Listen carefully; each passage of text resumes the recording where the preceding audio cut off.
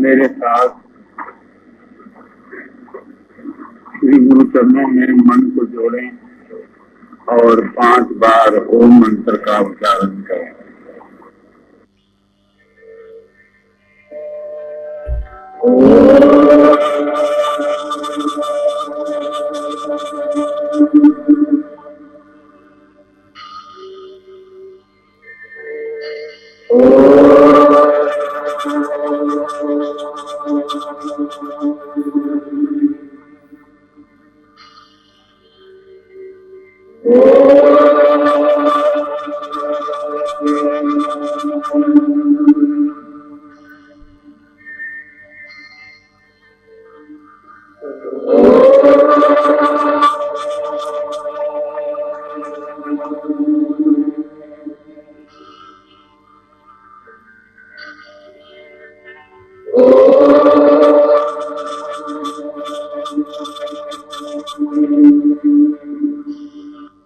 आप बड़े ही कुछ कहें और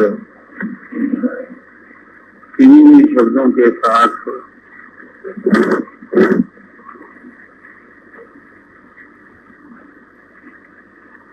मुझे संबोधित करें। सच्चाई फिर सच्चाई है और सच्चाई यह है कि मैं आपकी चरण रज लेने के लिए सेवक बनकर, भिखारी बनकर आपके पास आया।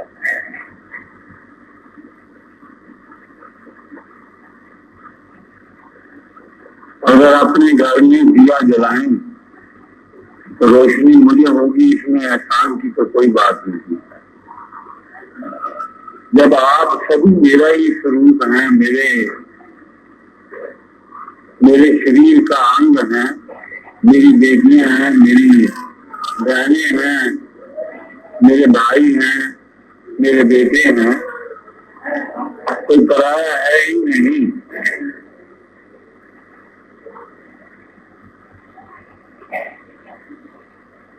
तो फिर एहसान की इसमें क्या बात है? मैं तो समझता हूँ एहसान आप मुझ पर करते हैं जो मुझे इस कदर स्नेह और प्यार देते हैं।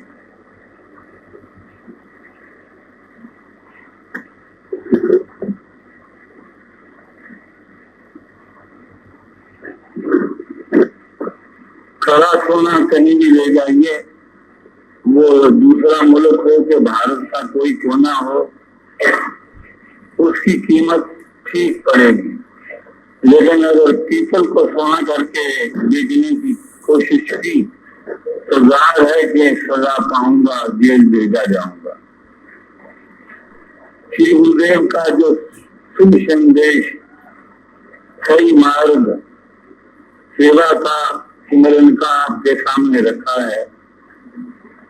किसी भी धर्माचार्य के साथ आप बातचीत करके देख लें, भले ही वो सिख हों, भले ही वो हिंदू हों, भले ही वो मुसलमान हों, किसी भी धर्म को मानने वाले, किसी भी ग्रंथ को मानने वाले क्यों ना हों, कहेंगे कि आपके पास खरा सोना है और आप बिल्कुल ठीक चल रहे हैं। अनादिकाल से यही रास्ता चला आया है। पहले तो भगवान कृष्ण ने 4 रास्ते अर्जुन के सामने रखे और बड़ी विशाल हिंसा, बड़ी ही कृपा करते हुए अर्जुन से कहते हैं, तेरे पर कोई रास्ता मैं ठोंकता नहीं है, जिस पर तू चलना चाहे उसे चुन ले।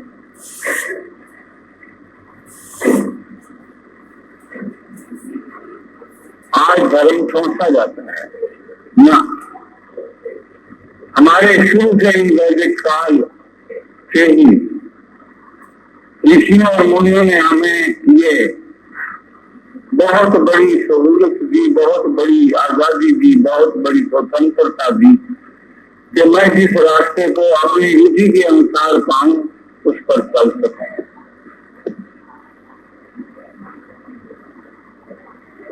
लेकिन अर्जुन जुंगला गया, चारों रास्तों में से किसको अपना कहे, किसको अपना सके, ये वो निश्चय नहीं कर पाया।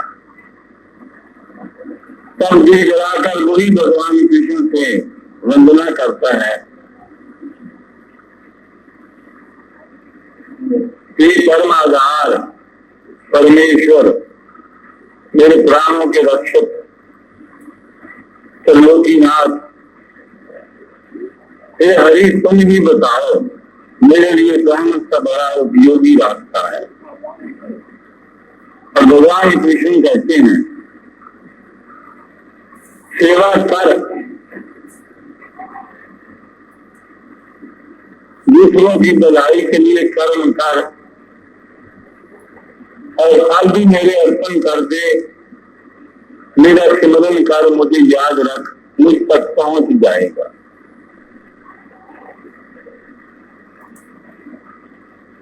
आपने रामायण सुनी होगी, पढ़ी होगी, छोटी छोटी बातों में कितना रहस्य छुपा हुआ है। रामायण में भी महर्षि वाल्मीकि के अक्षरों में और गोस्वामी तुलसीदास जी महाराज के मानस में राम के चरित्र को खींचते हुए एक विलक्षण बात दिखाई गई है। धर्म क्या है? राम इसकी जीती जागती सजीव मूर्ति है, और वो शबरी के पास जाते हैं, भीलनी के पास जाते हैं, जो तप करने वाले तपीश्वर मुनि मुनीश्वर हैं, उनके पास नहीं जाते। आप जानते हैं भीलनी का कर्म क्या था?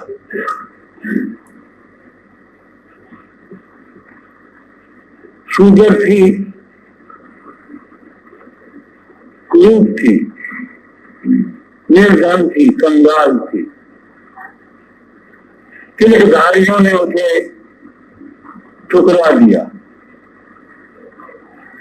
प्रभु के चरणों के लिए पहुंचने के लिए जो व्रत रखे थे, जो यज्ञ कर रहे थे, सिमरन कर रहे थे, जाप कर रहे थे,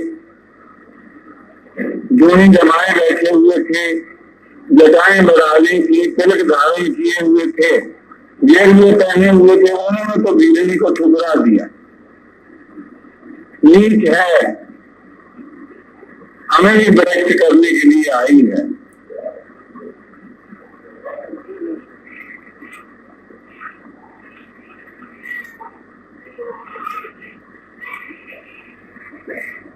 यहाँ तक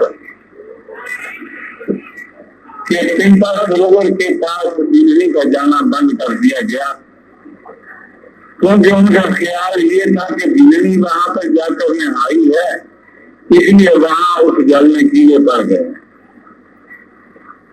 लेकिन राम की बड़ाई देखिए, यज्ञ करने वालों को, तप करने वालों को, स्वाध्याय करने वालों को, ध्यान में विधि रखकर आंखें बंद किए समाधियां लगाने वालों के पास नहीं।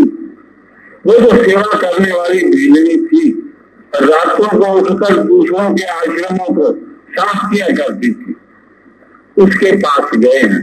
सेवा का महत्व इतना बड़ा है। साधुओं को ठुकरा दिया गया, जाप करने वालों को ठुकरा दिया गया, और जो अनन्य भक्ति का निष्काम भावना से, कितनी अजीब बात है कि आश्रम साफ, सुबह उठकर महर्षि मत्स्य पूछते हैं अपने शिष्य मंडली से, मेरे आश्रम को आज किसने साफ किया? लज्जा के मारे सभी मुंह नीचा करके बोले, पता नहीं। कहा देखो आज कौन आता है, रोज इतना आश्रम साफ होता है और करने वाला कभी सामने भी नहीं आता। शिष्य चुप कर बैठ गए।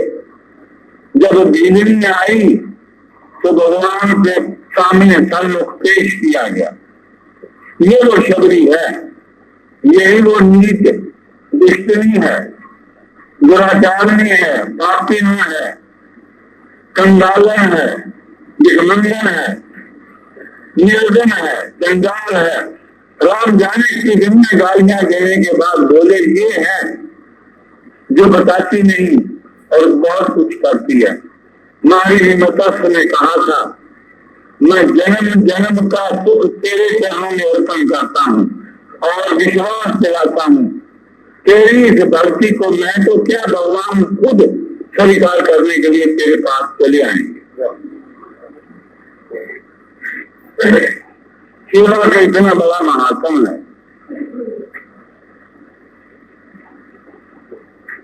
और वो सेवा जिसमें प्यार भरा हुआ हो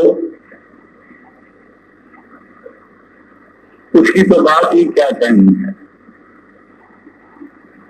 हम कुछ आश्रम में किसी पर एहसान करने के लिए नहीं आते। किसी भाई को ऐसा संदेह हो करने वालों में भी तो अपने मन से वह निकाल दे। हम तो गिरनी बनकर यहाँ सेवा करने के लिए आते हैं। बिल्कुल सच्चाई यही है। ये कुछ आश्रम है, आश्रम में गिरनी सेवा किया करती थी और मैं निर्धन इस आश्रम में सेवा करने के लिए आता हूँ।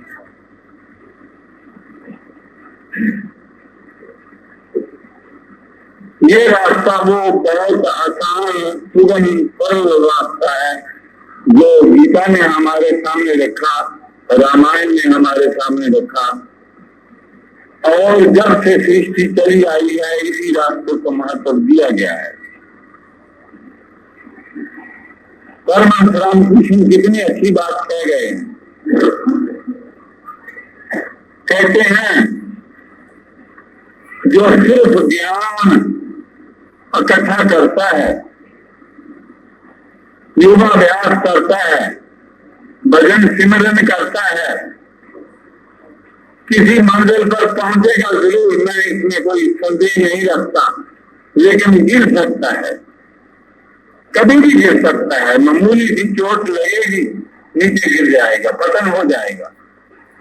लेकिन जो सेवा की सीढ़ी पर चढ़कर ऊपर जाएगा उसके गिरने का कभी कोई सवाल पैदा ही नहीं होता। हमारे भागवत पुराण को पढ़कर देख लीजिए, श्रीमद् भागवत को अब उठाकर देखिए, रामायण की तो बात ही क्या है। वहां पर इसी मार्ग को बताया गया है कि ये योग यज्ञ तप इत्यादि सारे ही साधनों को करने वाले थे, उनका पतन हो गया, लेकिन सेवा करने वालों का कल्याण हो गया। कोई बताइए एक मिसाल के सेवा करने वाला मर गया हो, उसका पतन हो गया, वो तो अपने आप को पहले ही नहीं समझता है। मेरा अहंकार होकर, निर्विकार होकर दूसरों की सेवा में ही अपना कल्याण समझता है, उसके गिरने का संदेह ही बाकी कोई सवाल ही पैदा नहीं होता कि वो गिर जाए। लेकिन मैंने इतना तप किया है, मैंने इतने यज्ञ किए हैं, मैंने ये किया है, ये खुद एक अहंता की पैदावार है, इसलिए पतन हो जाता है। सेवा में सेवक को सौभाग्य समझना चाहिए कि स्वामी ने सेवा को स्वीकार कर लिया है। बस सबसे बड़ी बात यह है, वो डरता रहता है कहीं स्वामी बिगड़ न जाए। जिसकी सेवा की जा रही है वो कहीं मेरी सेवा को अप्रसन्नता से न ले ले, प्रसन्न चित्त से स्वीकार करे। ये उसके सामने एक उद्देश्य होता है। मुस्कुराकर कारखाने का मालिक अगर कार में बैठा हुआ बाहर निकलता हुआ किसी बहुत मामूली काम करने वाले एक मामूली के मजदूर को बुलाकर कहे, कालू क्या हाल है तुम्हारा, कालू को यूं लगेगा जैसे कोई का मालिक बना दिया गया हो, क्योंकि आज कारखानेदार ने उसकी बात पूछी थी, उसका नाम लिया था। और ये क्या कम है कि भगवान ने हमें अपनी दया दृष्टि में ले लिया है और सेवा का एक काम हमारे जिम्मे सौंप दिया है।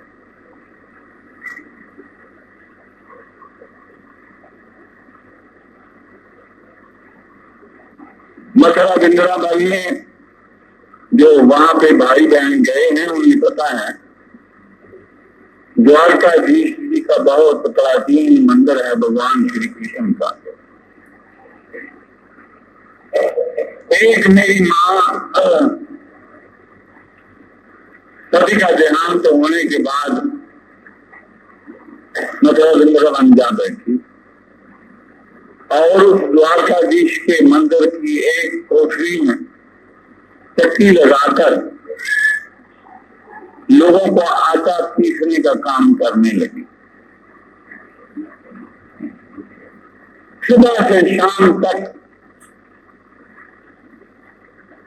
भूखी प्यासी रहकर भी सारा दिन चक्की पीसती रहती और जो 10 या 11 रुपए आते शाम को द्वारकाधीश की आरती के लिए दे देती। बस अगले दिन फिर काम, अगले दिन फिर आरती। द्वारकाधीश की मंदिर की आरती उन दिनों में सेवकों में कह दिया जाता था, जो आज आरती उतारना चाहे बता दे कितने पैसे देना चाहता है, ये आरती उतारने का अधिकार उसको दिया जाएगा। कोई 1 रुपया कहता, कोई 5 रुपया कहता, कोई 7 रुपया कहता। दिन आखिर फैसला यही होता कि उस माँ के सामने वो माँ कहती थी 11 रुपए, तो सब बोली देने बंद कर देते थे। माँ को आरती समाधि जाती थी, माँ आरती उतारा करती थी। इस सेवा से वो भगवान कृष्ण की उपासना करती थी। ये उसकी विधि था, पूजा विधि थी उसकी कि चक्की का आटा पीसना और जो पैसे आए वो द्वारकाधीश की आरती में दे देना। लोग उसके प्यार को देखते हुए, प्रेम को देखते हुए 11 से बोली नहीं दिया करते थे, चाहे कितने भी धनवान क्यों न बैठे हो। लेकिन एक मेरी बहन थी, पैसे का अहंकार था, उसे चुभती रहती थी कि रोज यही आरती उतारे, काली कलूटी, कपड़े फटे हुए और भगवान के पास ये आरती लेकर जाए और हम पैसे वाले। ये तो बहुत शर्म की बात है। कहा गया आज की आरती के लिए जो बोली देना चाहते हैं अपना बोली दे दें। 5 रुपए, 7 रुपए, 9 रुपए, 10 रुपए, वो रोज की तरह बोली 11 की मेरी माँ ने दे दी।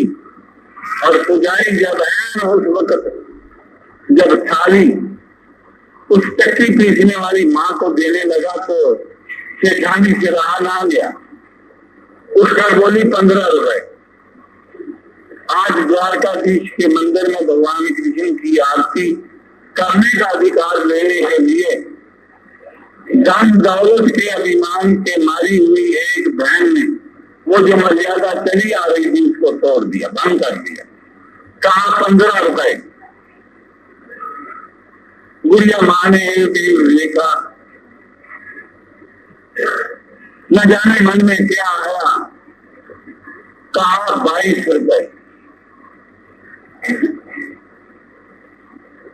सेठानी को लगा कि ये मेरी दौलत का मुंह चला रही है, मेरी नौकरानियां इससे बढ़कर अच्छे कपड़े पहना करती हैं और ये आरती ये उतार ले, ऐसा आज नहीं होने दूंगी। सेठानी ने कहा 51 रुपए। आटा पीसने वाली माँ बहुत देर सोचती रही और फिर बोली 55 रुपए।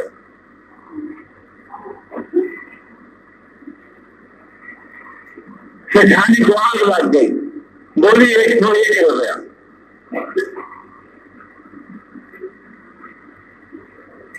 जार था कि वो भिखमंगन, बजियारन, आटा पीसने वाली पनहारन 101 नहीं ले सकती थी। पुजारी थाल लेकर सेठानी की तरफ बढ़ा के दे दी। तीसरों में लिपटी हुई काले रंग की माँ, बाल बिखरे हुए, सारा दिन चक्की पीसती रही थी, खड़ी हो गई और हाथ जोड़कर बोली, मैं सर्वस्व दान करती हूँ, आरती मुझे उतारनी दी जाए।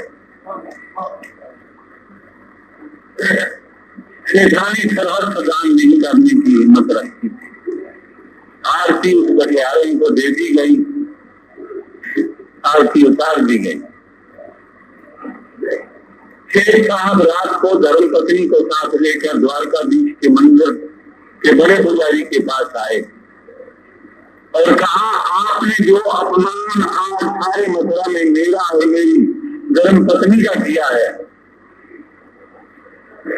आप मंदिर के पुजारी ना हो तो 10 वर्ष तक का कष्ट क्या होता, कत्ल करा दिया जाता। पुजारी जी ने कहा, मैंने तो गुप्त सौदा तो किया नहीं, खड़े बाजार सौदा हुआ और सबके सामने हुआ। बोली देने वाली बटियारन भी थी, बोली देने वाली आपकी धर्मपत्नी भी थी। एक दूसरे के जिद के साथ बोली कहीं से कहीं बढ़ती हुई चली गई और मैंने कोई अन्याय नहीं किया। जिसने वही बोली थी उसको मैंने आरती की थाली दे दी। आपकी धर्मपत्नी सर्वस्व दान करने को आप भी तैयार हो तो मैं कहता हूँ कि द्वारकाधीश का मंदिर का कवाड़ खोलकर आरती फिर करवाऊंगा। तो बोलिए, सर्वस्व दान काम करता है वही जो सेवक होता है, उसे एक ही ख्वाहिश है, उसकी तमन्ना एक है कि मैं जो सेवा करने लगा हूँ ये प्रभु चरणों तक स्वीकार हो जाए। रामायण पढ़कर देखिए, हनुमान का सेवक होने के नाते से क्या रंग है, क्या कैरेक्टर है, किस तरह से सेवा करते हैं। भरत का जीवन पढ़कर देख लीजिए, गिरने की तो बात ही छोड़िए, जिसने पाया सेवा के मार्ग से पाया। निष्कपट मन से सेवा करनी जाए, बिल्कुल निस्वार्थ होकर। हम यहाँ पर कुछ आश्रम के वासियों पर एहसान करने नहीं, अपने प्रभु की पूजा करने के लिए इनके जरिए इनको निर्देश बनाते हैं, इसलिए कि वो जो ठाकुर देव हैं, गुरुदेव हैं, वहां तक हमारी आरती पहुंच जाए। कितनी ही सीढ़ियां जिन पर चढ़कर एक साधक मंदिर के बड़े मुख्य द्वार में जाता है और मूर्ति के सामने होकर खड़ा होकर मूर्ति की आदत पूजा की आरती की थाली अपने हाथ में लेता है। हम यही समझते हैं कि हम पूजा की थाली को लिए हुए इन भाइयों और इन बहनों की सेवा को सीढ़ी बनाकर प्रभु के चरणों को पाना चाहते हैं। मुझे बहुत ही खुशी है, मेरे पास प्रशंसा करने के लिए कोई शब्द नहीं, कि अमृतसर में श्री ठाकुर जी महाराज का परिवार, जिसमें इस कुष्ठ आश्रम के भाई और बहन भी शामिल हैं, इस तरह की निष्काम सेवा को अपना जीवन बनाए हुए।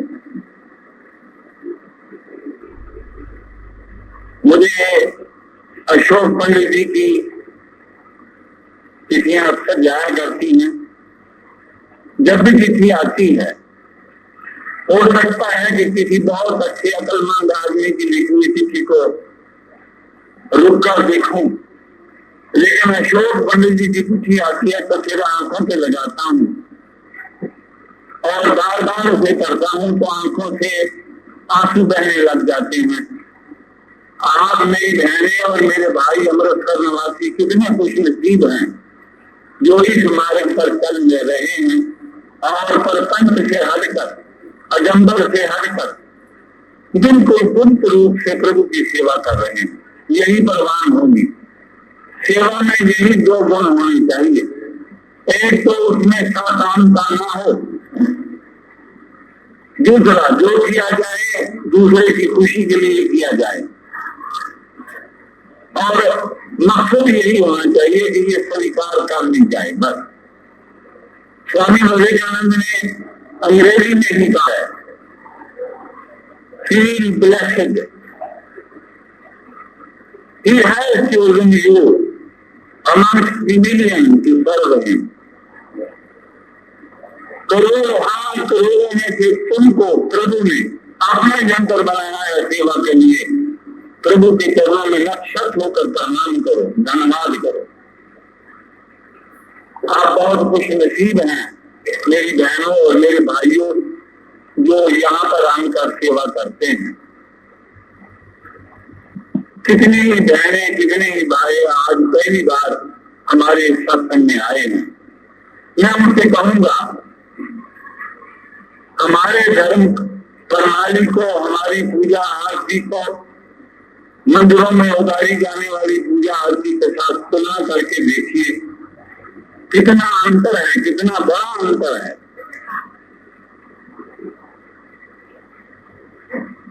मंदिरों में ले जाएं कोई तो निकाल दिए जाएंगे, धक्के मार कर बाहर फेंक दिया जाएगा। इनको प्रवेश की आज्ञा नहीं दी जाएगी।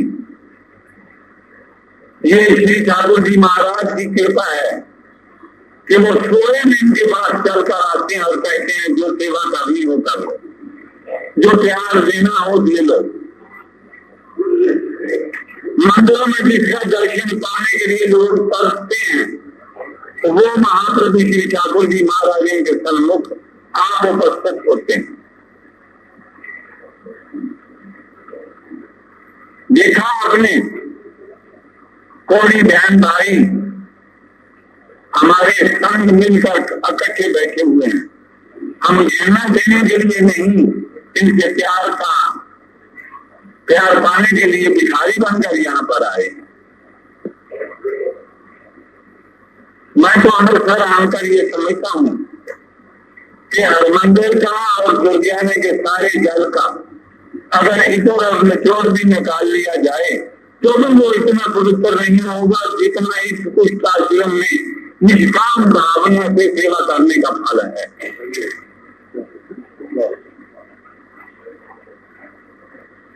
भगवान राम ने कहा था, शिकायत की गई कि दिन का घर में कीड़े पड़ गए हैं आपके लिए, जब हम डालेंगे तो वो जल पवित्र हो जाएगा।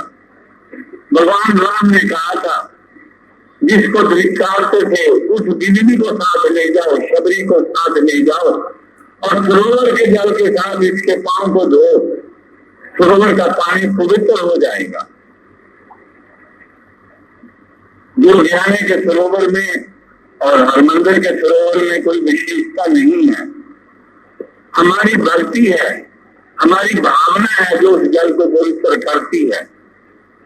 वही पवित्रता, वही मां की निष्कामता लेकर यहाँ आकर सेवा करें तो आपको प्रत्यक्ष रूप में प्रभु के दर्शन हो जाएंगे।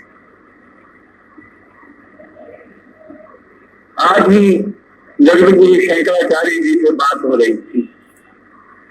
मेरे पास कोई शब्द नहीं,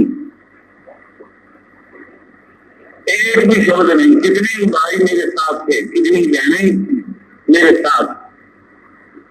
उन्होंने कहा है कि जिस तरह की सेवा पूजा आप अपना रहे हैं, कर रहे हैं, सारे भारतवर्ष में इसकी कोई मिसाल दूसरी नहीं मिल सकती।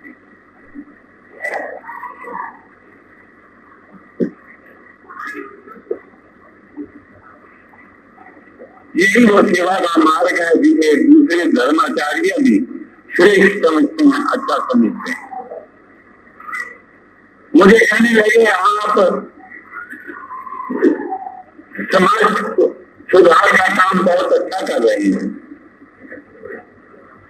जगतगुरु श्री शंकराचार्य जी के प्रवचन थे, महाराज जी बैठे हुए हैं, डॉक्टर जी बैठे हुए हैं, श्याम जी बैठे हुए हैं, सतपाल जी बैठे हुए हैं, सतपाल जी हैं, कितनी और बहनें और भाई थे, क्या क्या नाम बताऊं। मुझे कहने लगे सच्ची बात है, श्री ठाकुर परिवार जो समाज सुधार का काम कर रहा है उसकी तुलना किसी शब्दों में नहीं की जा सकती। मैंने कहा स्वामी जी महाराज, मैं एक बात स्पष्ट कर देना चाहता हूं। आपका ये ख्याल है कि हम समाज सेवा करते हैं। मैं हाथ जोड़कर आपसे कहूंगा, हम समाज सेवा नहीं करते, प्रभु की आराधना करने वहां जाते हैं।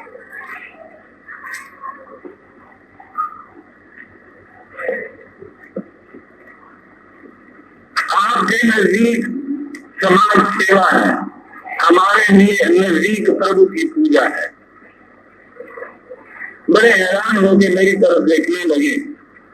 मैंने कहा, लोक कल्याण का जहां भी नाम आएगा नुमाइश आ जाएगी, इश्तिहार छप जाए, अखबारों में जिक्र आ जाए, मंच पर मुझे चढ़ा दिया जाए, हारों से लाद दिया जाए, जयकारे लगाकर मेरा सम्मान किया जाए, ये मेरे अंदर एक भूख होगी जिसके लिए मैं लोक कल्याण का काम करना चाहूंगा। हम इसलिए नहीं चाहते कि अखबारों में नाम छपे, हम इसलिए भी नहीं चाहते कि दूसरों को पता लगे कि एहसान करते हैं। हम चाहते हैं कि प्रभु को ये सेवा स्वीकार हो जाए, बस बहुत गनीमत है। बोले कमाल कर दिया आपने, बिल्कुल नई फिलॉसफी है धर्म की जो आपने मेरे सामने रखी है। ये उनके शब्द थे। मैंने कहा, जहां भी दूसरों को हित करने के लिए कोई काम करना चाहेगा लोक कल्याण का, वहां उसमें अपनी नुमाइश की अवस्था की रह जाती है, होती है।